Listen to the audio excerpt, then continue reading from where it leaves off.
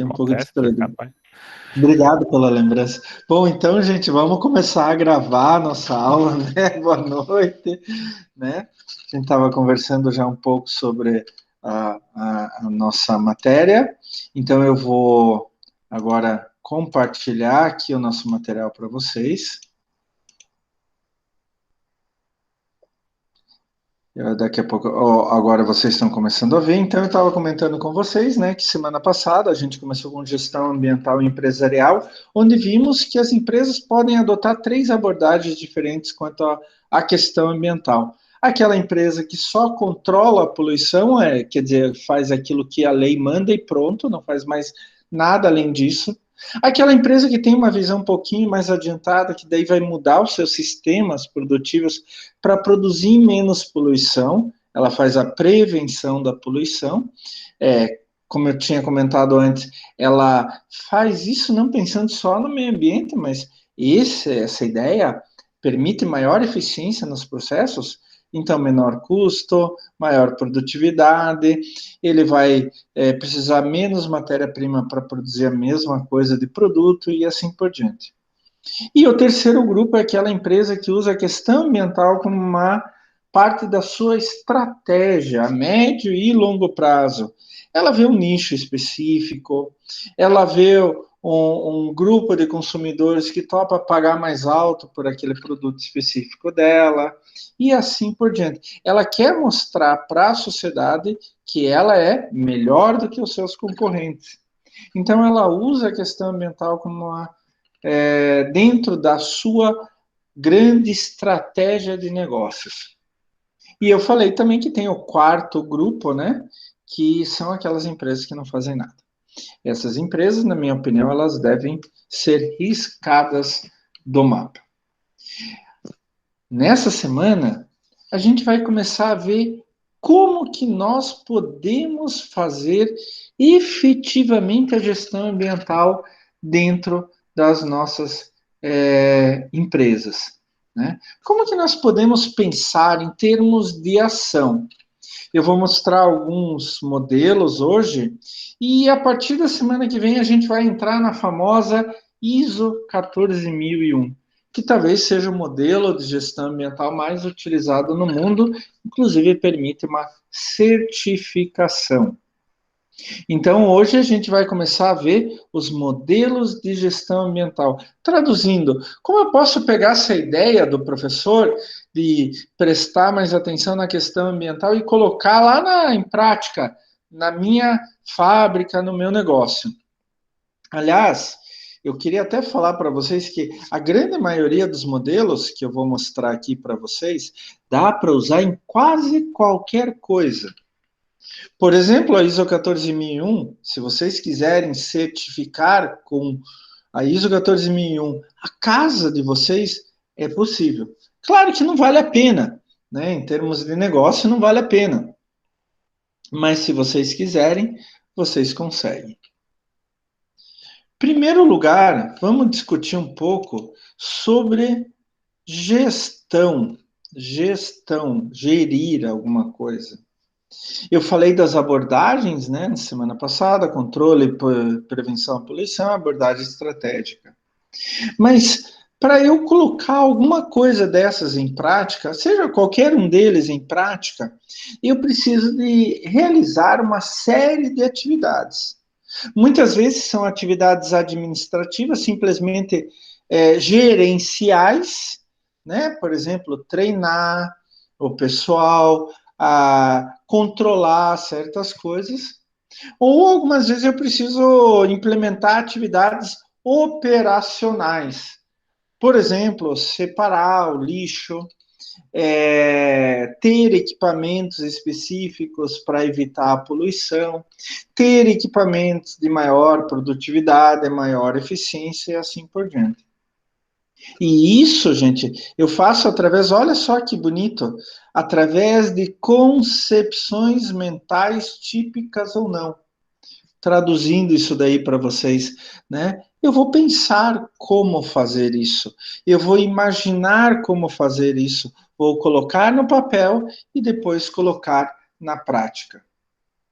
Então, Qualquer coisa que eu vá fazer dentro da minha empresa, eu preciso atividades administrativas e operacionais e concepções mentais.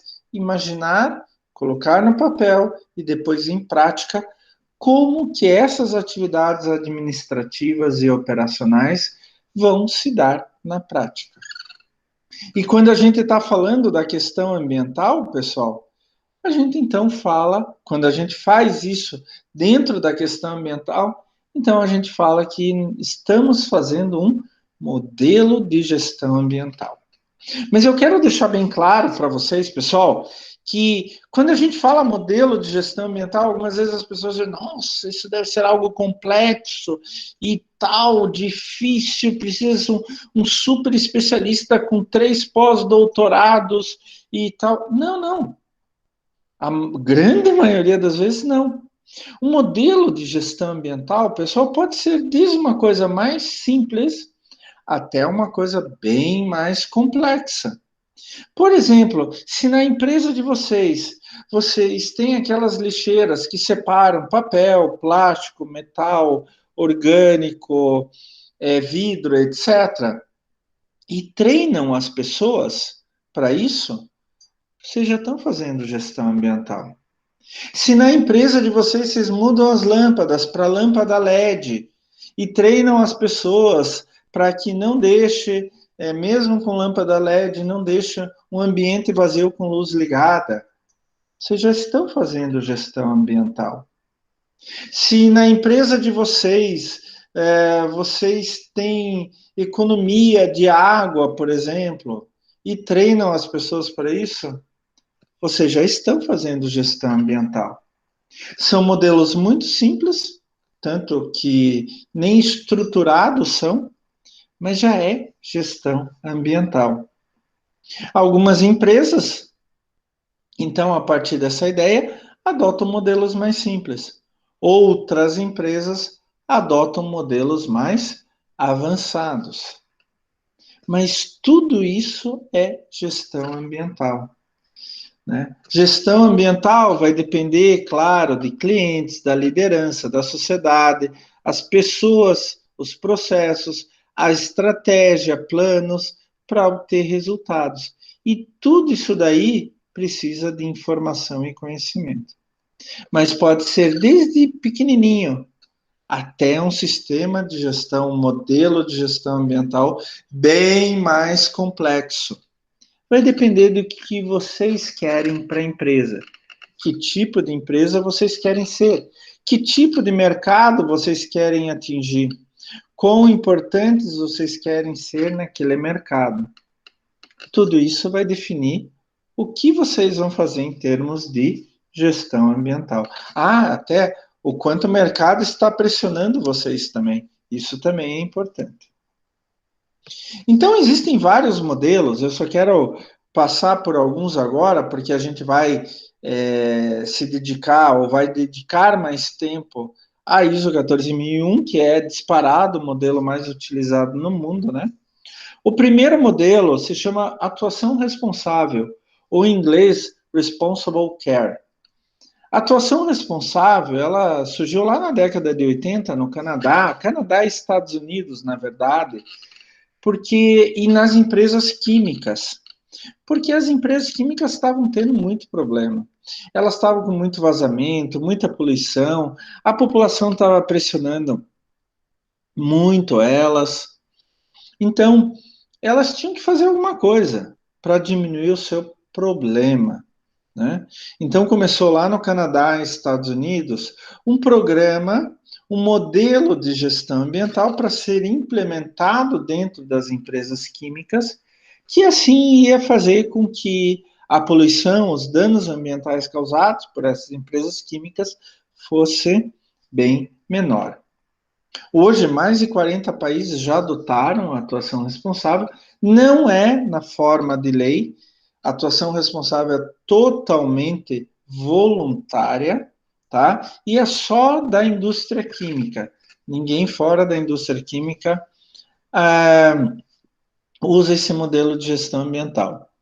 Quem aqui no Brasil é responsável pela atuação Quem cuida da atuação responsável aqui no Brasil é a Associação Brasileira da Indústria Química, o ABIQUIM. Quando entrou no Brasil, em 1992, era um programa totalmente voluntário dentro da ABIQUIM.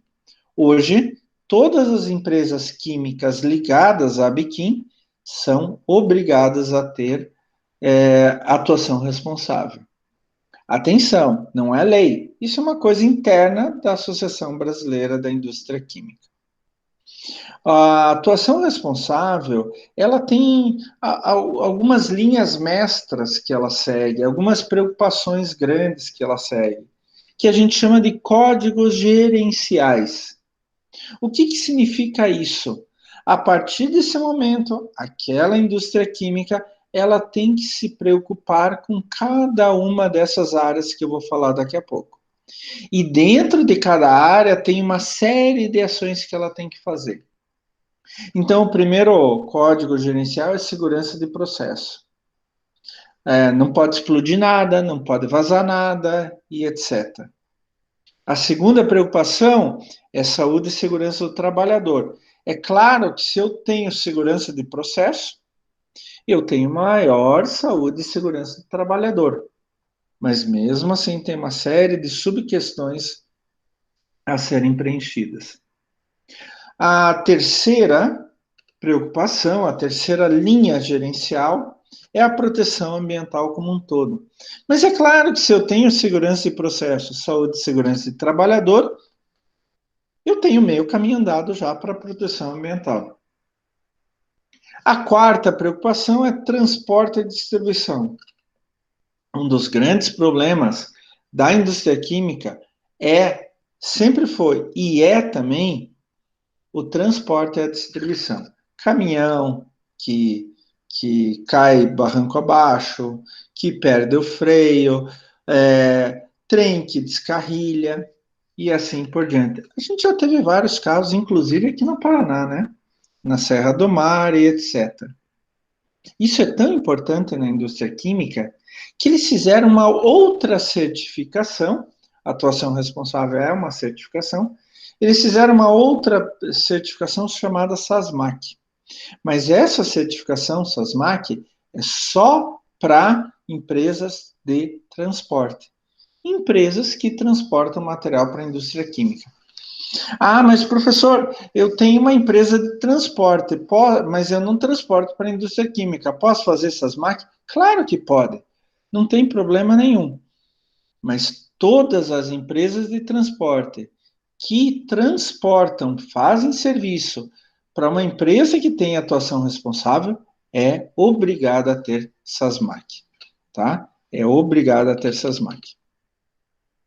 O quinto código gerencial é diálogo com a comunidade. Eles partem do princípio seguinte, que a comunidade em volta da empresa tem que saber o que acontece dentro da empresa. Ela tem que ter ideia, tem que saber o risco e assim por diante. E a empresa tem que ouvir as preocupações da sociedade, da comunidade que mora em volta da própria empresa. E, finalmente, o gerenciamento de produto. Que não adianta fazer tudo isso daí, gente, e produzir um produto que vai fazer porcaria no meio ambiente, né? Então, tem que ter bom gerenciamento de produto, desenvolvimento de produto e assim por diante. De novo, como eu falei, atrás de cada um desses códigos gerenciais tem uma série de subitens que tem que ser cumpridos. Professor, estou curioso. Olha, eu coloquei um hiperlink aqui embaixo. Olha, canaisabiquim.org.br/atuação responsável. Se vocês clicarem aqui, vocês podem ver mais detalhes sobre a atuação responsável. Ela é muito importante no mundo inteiro. É uma certificação. Isso quer dizer o quê? Que a empresa ela incorpora, faz funcionar dentro da empresa todos os itens pedidos, e daí vem um auditor e vê se a empresa está seguindo tudo isso daí. Se ele dá o ok, a empresa ganha um certificado e daí pode veicular esse certificado numa série grande de ações. Por exemplo, a propaganda, na embalagem do produto e assim por diante. Tem um outro modelo de gestão ambiental, esse não é certificável, quer dizer, todos são voluntários, tá?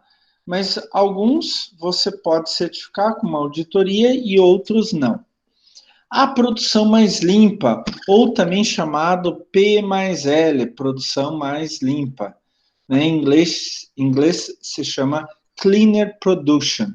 Inclusive, uma das maiores revistas científicas do mundo na questão de proteção ambiental se chama Journal of Cleaner Production e foi criada a partir dessa ideia aqui, desse modelo de gestão ambiental. Esse modelo de gestão ambiental é antigo já, quer dizer, a ideia básica dele é bem antiga, desde a década de 1980, e foi criado dentro do âmbito do PNUMA, Programa das Nações Unidas para o Meio Ambiente. É um subprograma da ONU que se preocupa com o meio ambiente. E a produção mais limpa, ela tem 3 propósitos, 3 objetivos básicos. Você não precisa cumprir os 3 ao mesmo tempo, mas é o ideal. Primeiro, lançar menos poluição ao meio ambiente. Segundo, gerar menos resíduo. E terceiro, consumir menos recurso natural. É legal que a produção mais limpa, ela só te dá caminhos, ela só te dá ideias. Ela não dá ações específicas que tem que fazer. Você tem que fazer isso, que nem na atuação responsável, que nem a gente vai ver aula que vem na ISO 14001. Ela não faz isso, a produção mais limpa. Ela só te dá ideias. E daqui estão as ideias. O que você pode seguir na produção mais limpa? Tem 3 níveis diferentes.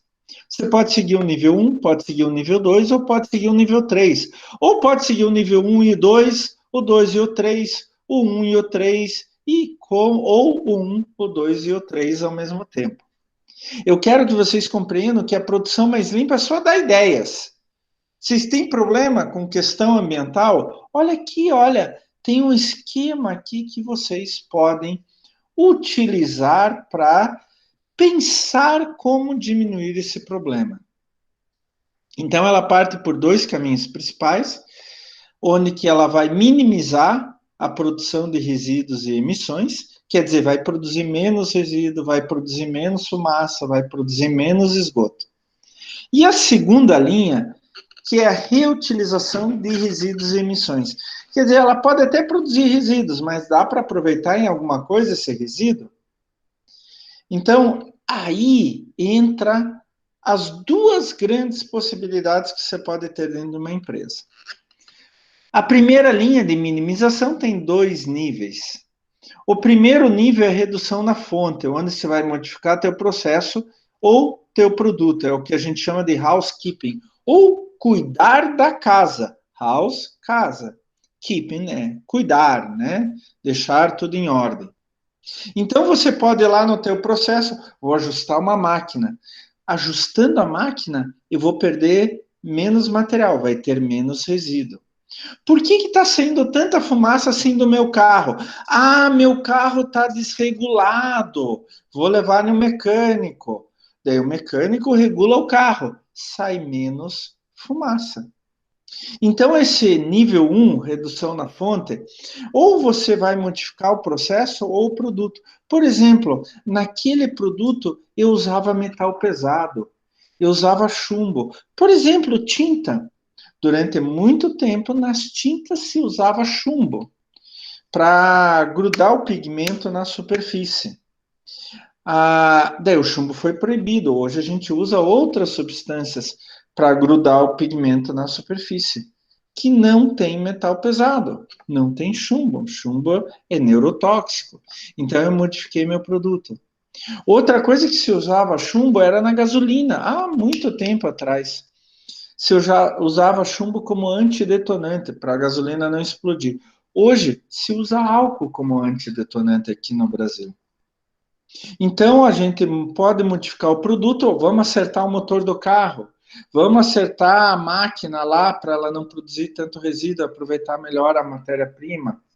Ou a gente pode modificar o produto, vamos tirar o chumbo da tinta, o chumbo da gasolina e assim por diante. Então, daí eu vou ter menos resíduo, inclusive menos resíduo tóxico. O segundo nível, ainda dentro da minimização de resíduos, é eu vou produzir resíduo, mas eu posso aproveitar esses resíduos dentro da minha própria empresa. Querem ver? Dois exemplos fáceis, fáceis. Empresa que faz plástico. Ela pega aqueles grânulos de plástico, coloca em alta temperatura, ele derrete e faz um molde. Pronto, fez lá um vaso plástico, fez lá uma garrafa PET e assim por diante. Mas sempre vai ter rebarba. Ela tem que cortar as rebarbas. O que ela faz? Ela volta aquela rebarba para o início do sistema. E daí faz mais plástico. Outro exemplo, indústria de papel, né? Quando vai fazer aqueles rolos de papel, sempre sobra rebarba. Volta para o início do sistema, tá? Então, é reciclagem interna. Isso pode ser com energia também, tá? Então, aqui, olha, eu diminuí efetivamente meus resíduos aqui, por exemplo, em emissões. No nível 2 eu não diminuí, mas eu estou usando como matéria-prima, então eu diminui os resíduos que vão para fora da minha empresa. E no nível 3, bom, se eu não conseguir fazer o nível 1 nem o nível 2, eu vou tentar o nível 3. Eu produzi o resíduo, dá para fazer alguma coisa com aquele resíduo? Daí eu vou fazer, por exemplo, a reciclagem externa. E para isso eu preciso de estruturas, né, de outras fábricas, né? Por exemplo, eu tenho uma editora que, uma gráfica faz livros. Quando eu vou fazer os livros, sempre sobra um pedaço, eu tenho que cortar, né, as folhas para dar certinho o tamanho, sempre sobra pedacinhos. Mas a minha empresa ela não faz papel, ela já compra papel pronto, então não tem como reciclar internamente nível 2. O que ela faz? Ela coleta aquele papel de rebarba e manda para uma recicladora de papel externa, uma outra estrutura. Se eu tiver resíduo orgânico, por exemplo, eu posso fazer um ciclo biogênico. Bio é vida, gênico, o que cria, né? Eu posso fazer compostagem, biodigestor, tirar energia dali e etc. Tá? Tudo isso eu preciso de uma tecnologia específica. E essa tecnologia é fora da empresa. O nível 1 e nível 2 a gente faz dentro da empresa. O nível 3 a gente faz fora da empresa. Mas olha que legal, no nível 1, eu nem produzi tanto resíduo, já diminui na fonte. O nível 2, aquele resíduo que eu produzi, eu usei dentro da minha própria empresa, substituindo matéria-prima. E o nível 3, aquele resíduo que eu produzi, vai servir para fazer outros materiais, outras coisas fora da minha empresa. O que vai para o ambiente? O que vai para um aterro? Quase nada. Essa é a ideia da produção mais limpa. Não jogar quase nada dentro da empresa. Agora, se vocês notam, olha aqui, ó, nível 1, redução na fonte. Eu vou aproveitar melhor a minha matéria-prima e produzir menos resíduo. Opa, vou ganhar dinheiro. Nível 2, o meu resíduo vai substituir minha matéria-prima e volta para o meu sistema produtivo. Opa, eu vou economizar dinheiro. Nível 3, o meu resíduo vai ser usado para fazer outras coisas. Opa, eu posso ganhar dinheiro. Então, não é só a questão ambiental que está envolvida puramente, tem a questão financeira também.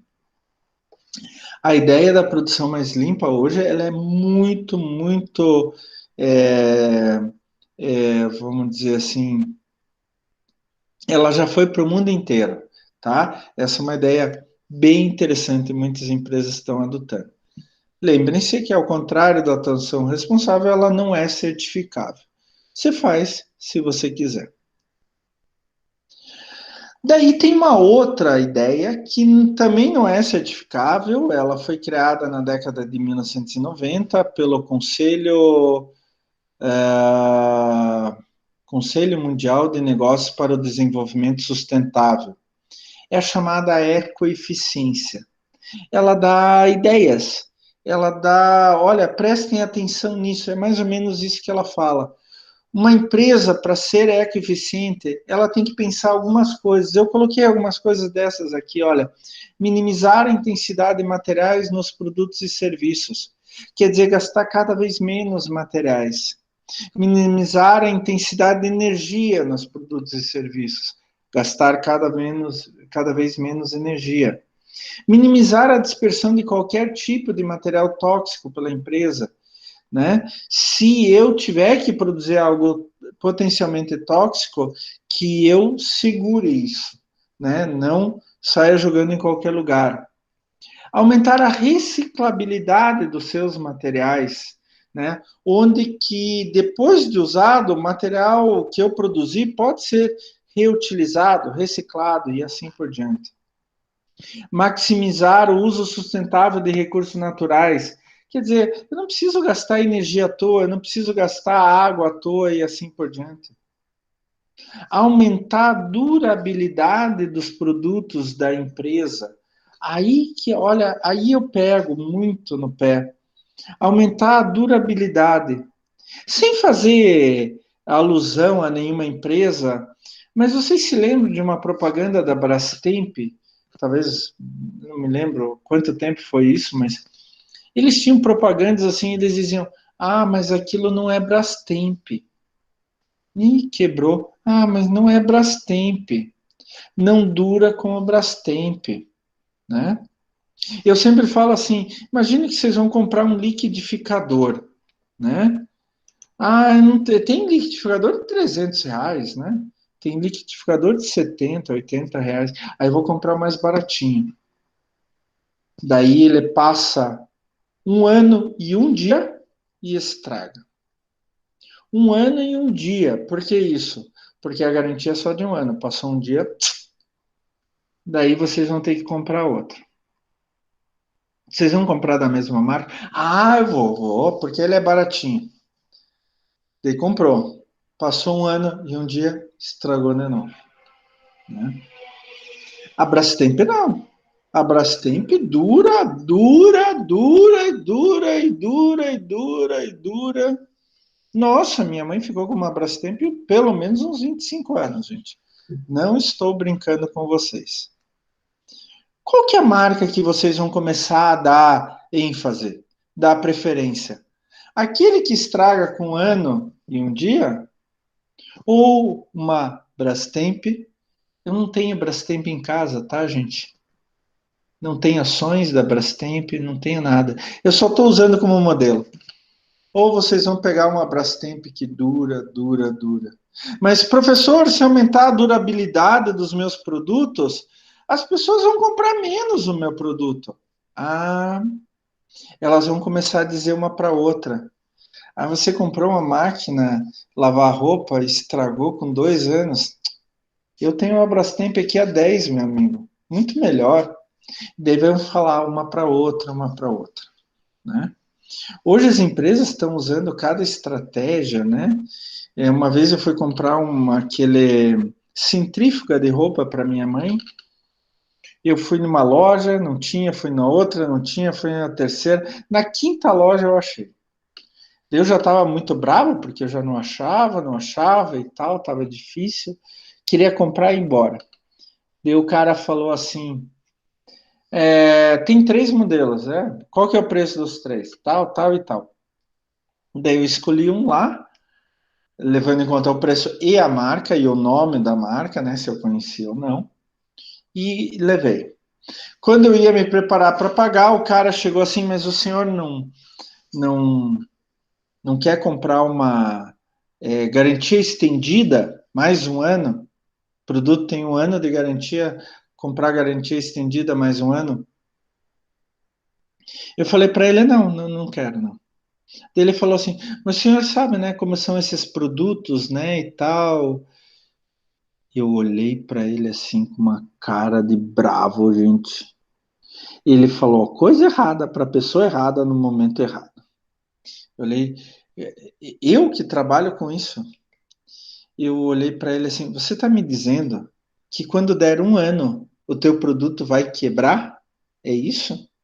Que daí eu tenho que comprar garantia estendida para eu ter um pouco de garantia para mim sobre a minha compra? Não, não é isso, não é isso, não é isso. Ele ficou todo sem jeito, coitado. Mas tem muitas empresas hoje que apostam em produtos de baixa durabilidade para a pessoa comprar mais vezes o mesmo produto. Só que no final das contas é um tiro no pé. E finalmente, a ideia de ecoeficiência sugere aumentar a intensidade de serviços nos seus produtos e serviços. Né? Você vê as empresas que fazem impressora para casa, né? Antigamente o grande negócio era vender impressora. Hoje o grande negócio é vender a tinta. As impressoras estão ficando cada vez mais baratas, né? Um outro modelo que é bem interessante, que também é uma ideia, eu até vou mostrar alguns exemplos práticos para vocês, é o projeto para o meio ambiente. Não é certificável, assim como ecoeficiência e produção mais limpa, mas é uma ideia. Como você pode pensar ao, perdão, ao desenvolver um produto? O projeto para o meio ambiente, ou também chamado Design for the Environment, também é da década de 90, tudo ao redor lá da Rio 92, né, da Eco 92, que foi a segunda grande conferência mundial sobre o meio ambiente. E essa ideia, ela está centrada na concepção dos produtos e dos seus respectivos processos de produção, distribuição e utilização. O que significa isso? Que quando você vai projetar um produto, você já tem que, no projeto, pensar toda a questão ambiental, desde como ele vai ser fabricado, como ele vai ser utilizado pelo cliente final e depois, quando o cliente não quiser mais, o que vai acontecer com o produto. Então, o cara que vai desenvolver o produto lá na prancheta, ele tem que pensar já tudo isso daí: processo de produção, distribuição, utilização e pós-utilização. Né? O Design for the Environment,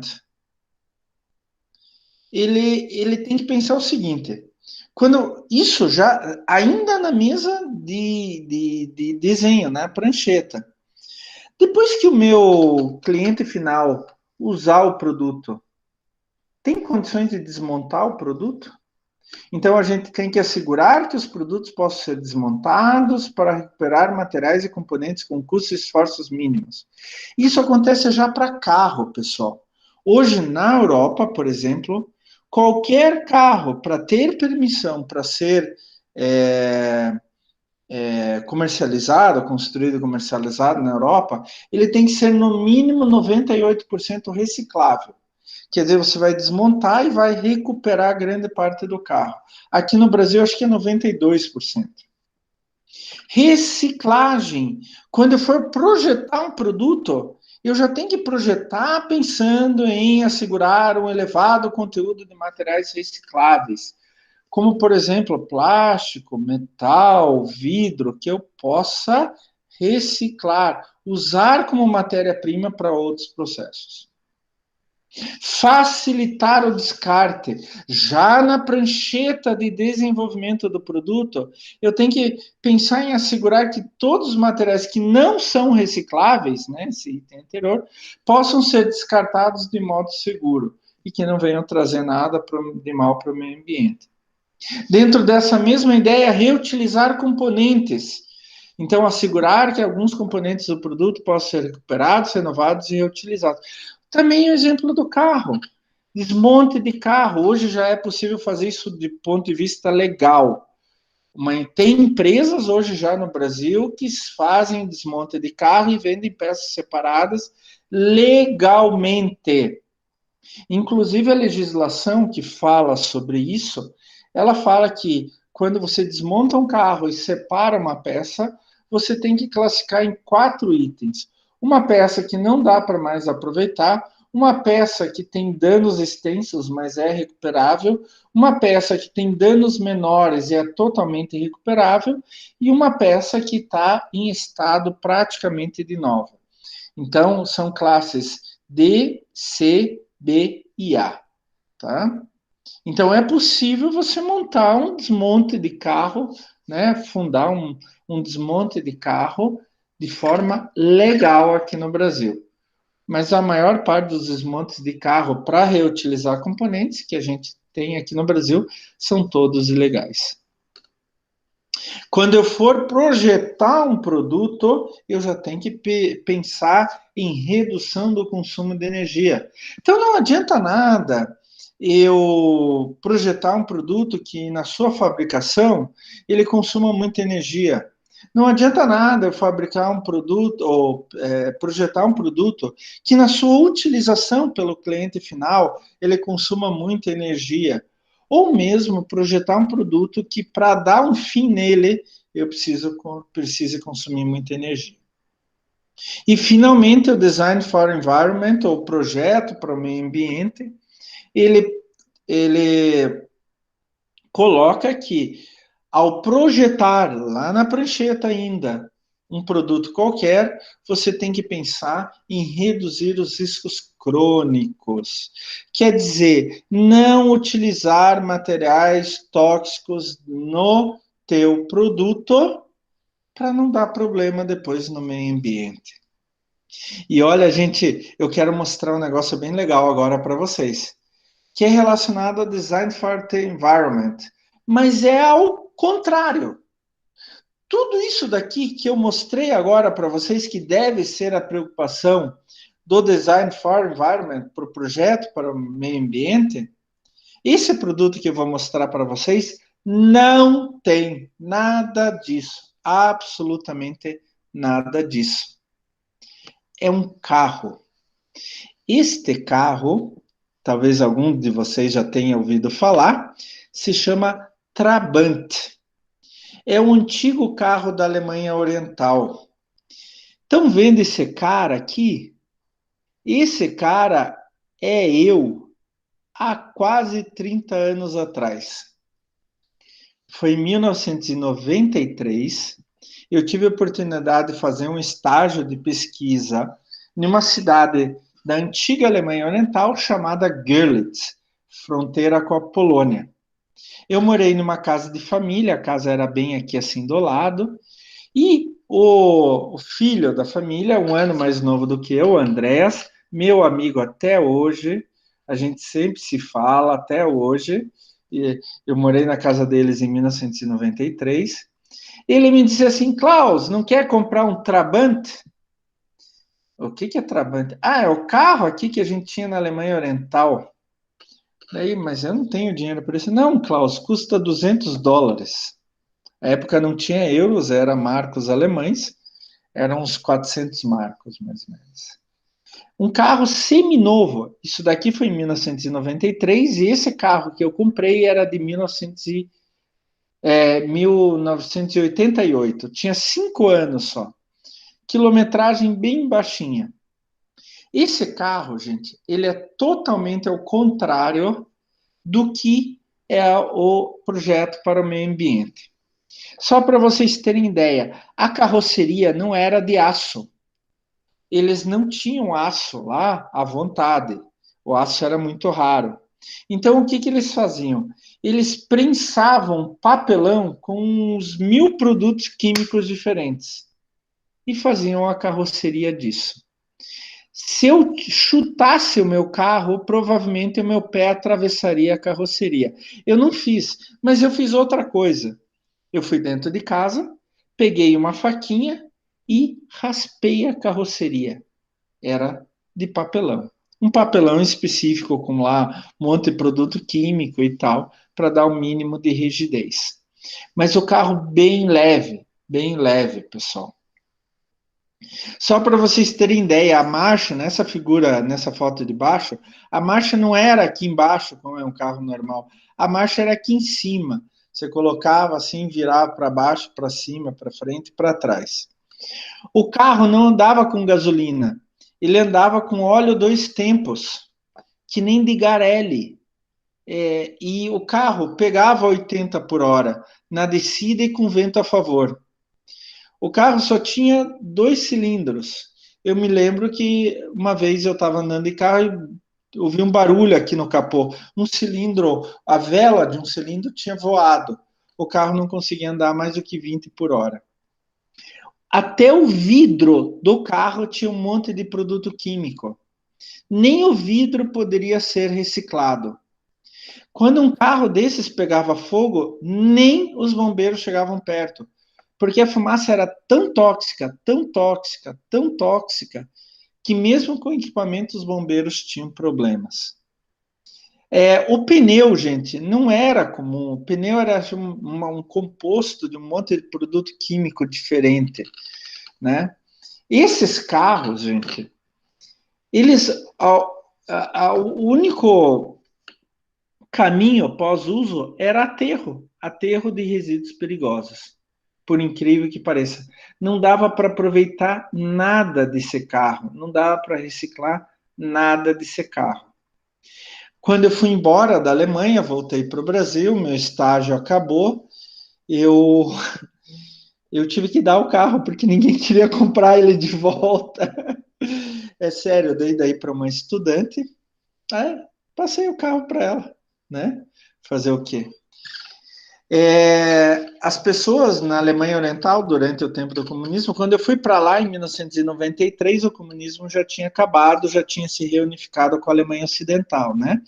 Mas isso daí era fronteira com a Polônia. Para vocês terem ideia, da casa onde que eu estava morando até a Polônia dava uns 6 quilômetros no máximo.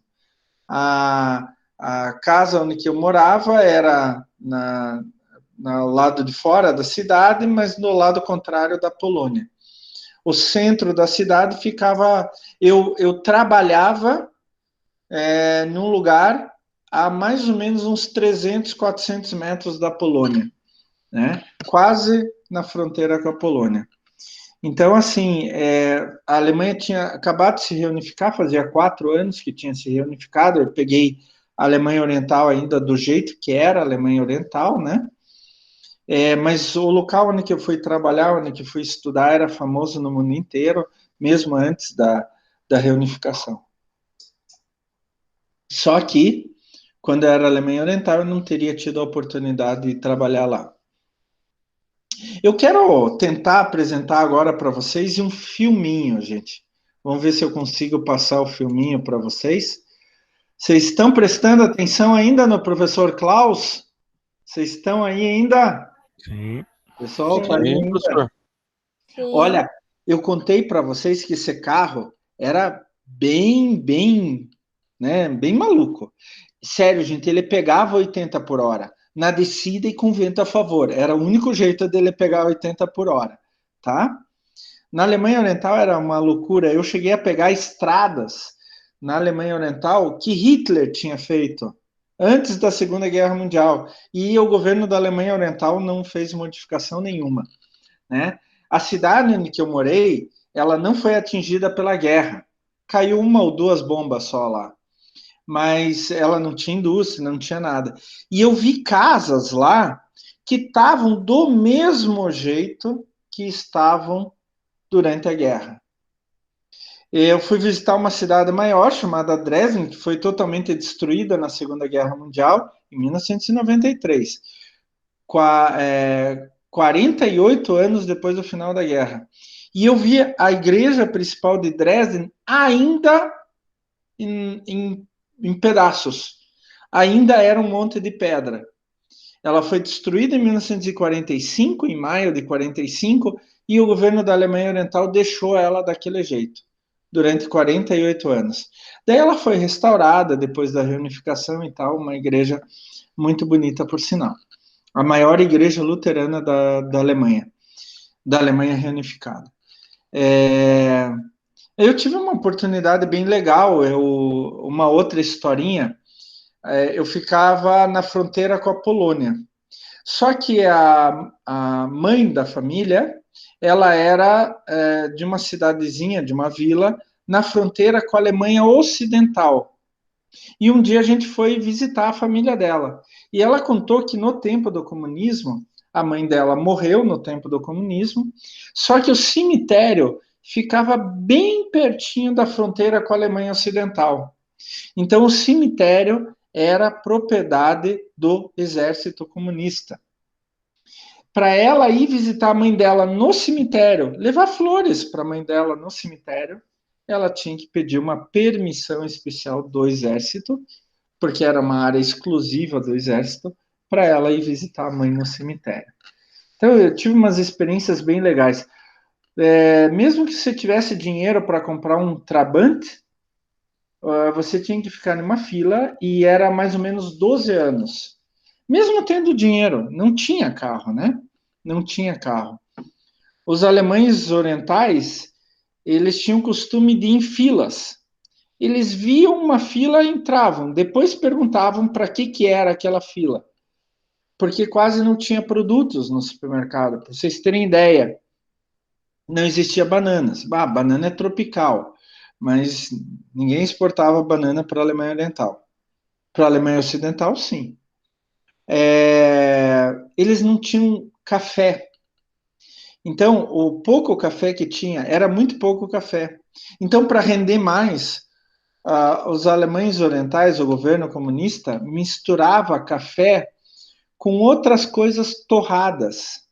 Eles tinham até um outro nome, não me lembro mais, eles não chamavam mais de café, mas lembrava um pouco o café, porque o café não era produzido lá, tinha que importar, e tinha poucos países comunistas que produziam café, um deles era o Vietnã. E assim por diante. Foi assim, uma experiência muito legal que eu tive. Não foi durante o período comunista, foi logo depois, mas eu vivi com uma família que nasceu e cresceu durante o período comunista, né? Foi, foi bem legal. Mas assim, a experiência de ter um Trabant foi mais legal ainda.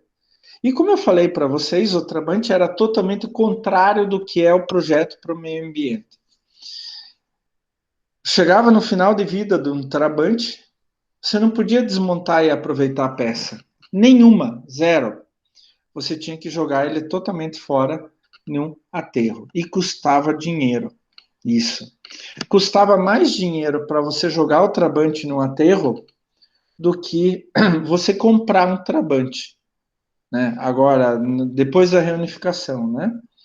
Porque o pessoal já nem queria mais Trabant, né? Agora virou moda, hoje de novo. Lá em Berlim tem uma loja que você pode alugar Trabant e tal. Eu até queria fazer com os meus filhos quando eu fui para lá em 2011, acabou não dando certo, porque meus filhos nunca andaram em um Trabant. Eu já andei bastante no Trabant, mas bastante mesmo. Eu fiquei 3 meses lá, era todo dia para cima e para baixo com o Trabant, quando funcionava, né? Quando funcionava. Mas eu quero mostrar um filmezinho para vocês. A gente está no curso de administração. E uma das coisas muito importantes na administração é controle de qualidade. E eu quero mostrar para vocês como era o controle de qualidade, o ajuste numa fábrica de Trabant. A fábrica ficava em Zwickau e só tinha uma fábrica de Trabant na Alemanha Oriental inteirinha. Ficava em Zwickau. Até eu tenho uma amiga que é de Zwickau. Quero ver se eu consigo apresentar para vocês. Mesmo que não tenha som, se vocês conseguirem ver, já é alguma coisa. Só. Estão vendo a propaganda? Só saiu o som aqui, professor. Acho Não que não estão está vendo? compartilhando. Como? Acho que você não está compartilhando a tela com a gente. O problema é que eu estou compartilhando. Deixa eu ver se aparece agora. Aparece agora? Não. Não. Então, deixa eu tentar outra coisa aqui. Eu estava compartilhando, mas... Ah, não é possível. Então, vamos tentar outra coisa. Eu deixei aqui um... Não, não tá. Oh, droga.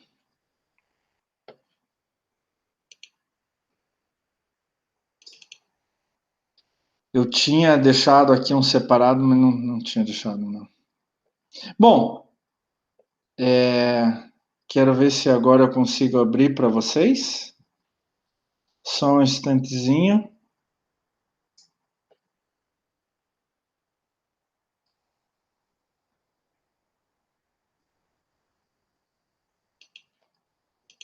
Deixa eu tentar aqui de novo.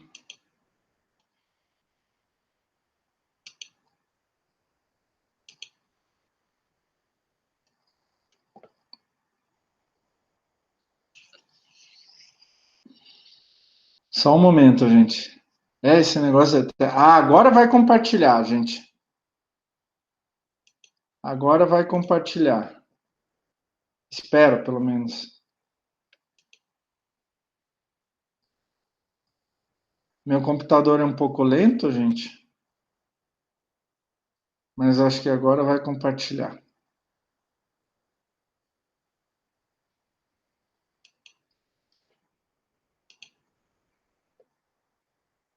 Só um instantezinho, pessoal. É um filminho bem legal, feito durante o período comunista, lá na Alemanha Oriental, mostrando o processo de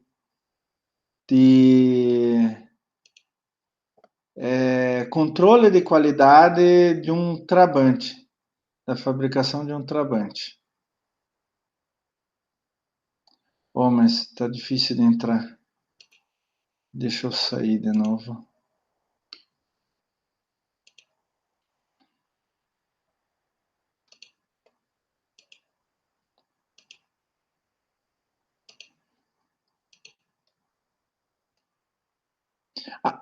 Acho que agora vai. Vocês estão vendo um filminho aqui? Um cara com... Estão vendo? Uhum. Ai, que bom, o professor Klaus conseguiu. Eu vou, então... eu vou até tirar o som. Não. Quero ver onde está o som. Está aqui. Eu vou até tirar o som para ficar falando para vocês. O cara, nesse filme, ele está testando as portas. Então, o capô e as portas laterais. Gente, a qualidade do carro era tão ruim, que ele tinha que fazer o ajuste das portas todo de forma manual. Olha como ele faz o ajuste da porta lateral, pessoal. Olha só, com martelo. Com martelo, para ver se a porta está entrando direitinho. Esse era um Trabant. Sério, gente, isso não é brincadeira, isso não é encenado. Olha o que o cara faz, ó. Vocês estão vendo o vídeo? Estão vendo? Sim. Sim. Olha o que o cara faz com o martelo. E olha atenção, ó. Olha agora o que ele vai fazer, ó. Ele vai ver se está ajustado, não está. Olha só, com o pé, gente. Com o pé. Isso, olha agora, puxando de volta. Isso para ajustar o capô, para o capô entrar bem direitinho ali. Olha só.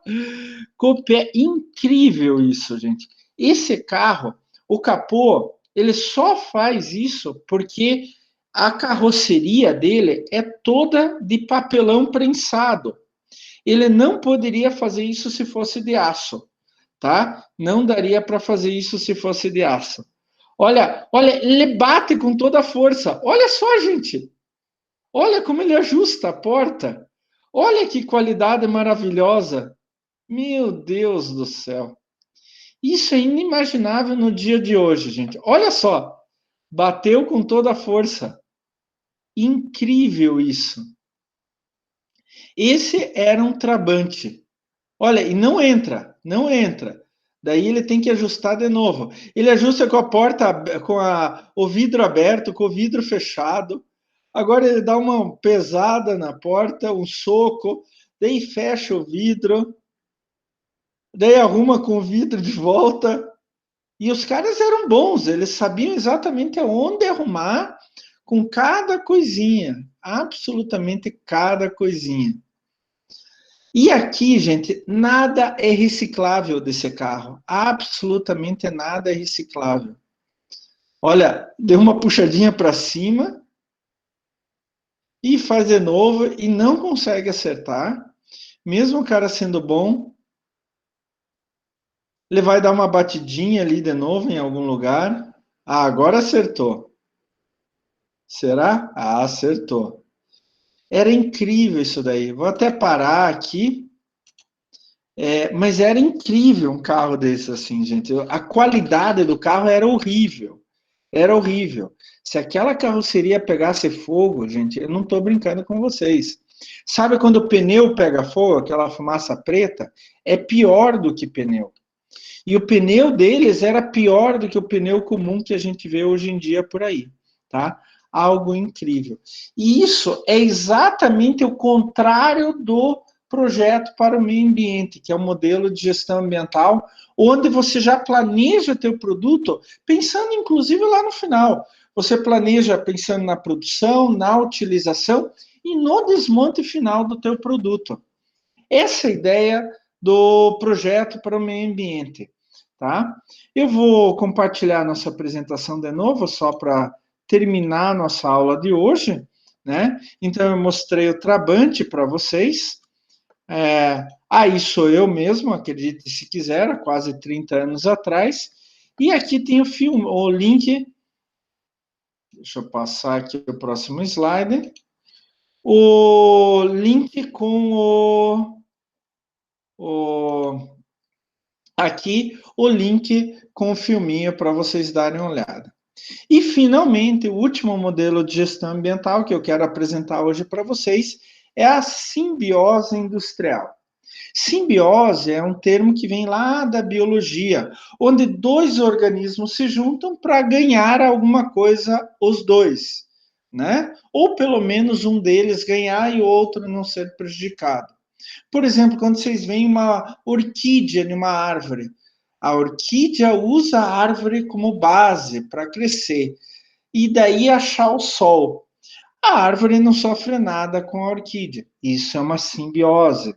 Os lactobacilos que a gente tem no nosso aparelho digestório, no nosso intestino. A gente dá proteção e alimento para eles. E eles nos dão nutrientes, que eles vão quebrar aquele alimento e separar os nutrientes para a gente. Isso é uma simbiose. A gente tem simbiose com os lactobacilos lá do nosso intestino, né? Então, na simbiose industrial, pegando essa ideia da simbiose industrial, da simbiose para a indústria, a gente fez o seguinte. Lá em Kalundborg, é uma cidadezinha da Dinamarca, em 1975, tinha uma série de indústrias instaladas ali. Tinha uma refinaria, uma central térmica, uma fábrica de enzimas, a Novo Nordisk, uma fábrica de placa de gesso e os próprios habitantes da cidade. E diz a lenda, um sueco me contou uma vez, diz a lenda que não tinha nada o que fazer naquela cidadezinha pequena, então os chefes lá das indústrias iam de vez em quando tomar umas cervejinhas lá no barzinho da cidade. Depois de ficarem meio bêbados, diz a lenda, não sei se é verdade, depois de ficarem meio bêbados, um começou a falar para o outro, eu tô com tal problema, tal resíduo, não sei o que fazer, daí o outro olhou assim, mas eu posso aproveitar esse teu resíduo como matéria-prima. Vamos conversar sobre isso. E daí eles começaram a travar uma série de conversas onde que uma empresa cedia resíduo da sua empresa para outra empresa. E eles foram trocando resíduos. E depois de 20 anos, ele já tinha uma teia muito grande de trocas. Essas trocas podem ser de forma gratuita, troca de material por material ou cobrando alguma coisa. Qual é a grande vantagem disso? Eu não preciso sair longe para pegar matéria-prima e eu não jogo nenhum resíduo no meio ambiente. E isso é que a gente chama de simbiose industrial. Por quê? Todos os organismos, no caso aqui indústrias, acabam ganhando. Uma aproveita coisas da outra. Então, é uma simbiose, onde dois organismos se juntam para um ganha-ganha. Ou pelo menos ganha e não perde, não é prejudicado. Mas aqui todos ganham alguma coisa. Depois de 20 anos já estava grande, hoje já está bem maior. Esse conceito ficou tão importante que isso foi para o resto do mundo. É o que a gente chama de ecoparque industrial. Aqui no Brasil tem alguns casos meio ainda isolados, mas eu me lembro que eu participei de uma dissertação de mestrado como examinador aqui em Curitiba, onde que o aluno era de Angola e o projeto de mestrado dele era o planejamento de um ecoparque industrial lá em Angola, dentro da ideia da simbiose industrial. A simbiose industrial, gente, ela também não tem certificação, ela somente é uma cooperação entre diferentes indústrias. Então, vejam lá, hoje a gente viu atuação responsável, certificável, produção mais limpa, ecoeficiência, o projeto para o meio ambiente e simbiose industrial. Esses não são certificáveis, mas são todas as ações que, se a gente fizer na nossa empresa, vai diminuir nosso impacto ambiental. E melhor, a gente vai aproveitar melhor matéria-prima, vai ter menos resíduo, e a gente tem que dar um jeito nos resíduos, quer dizer, a gente gasta dinheiro com resíduo, então a gente vai produzir mais, vai ganhar mais dinheiro, e vai gastar menos, tá? Esses são 5 modelos, 5 ideias, vocês podem seguir. Semana que vem a gente vai ver algumas e já vai entrar na mais importante de todas, que é a ISO 14001. Agora, o que vocês têm que colocar na cabeça? Modelo de gestão ambiental começa já com coisas simples, como, por exemplo, separar o lixo na empresa de vocês, economizar energia, economizar água. Isso já é gestão ambiental. Mais simples, mais estreita, né? Mais delimitada, mas já é gestão ambiental. Agora eu posso pensar grande, eu posso pensar todos os setores da minha empresa e todos eles trabalhando de forma conjunta. A ideia da simbiose industrial com várias empresas trabalhando de forma conjunta. Isso a gente vai discutir bastante nas 2 próximas aulas também. Pessoal, perguntas, dúvidas? Alguma colocação, alguma experiência que alguém queira dividir? Nada? Tudo em ordem, então, pessoal? Tô tranquilo, senhor.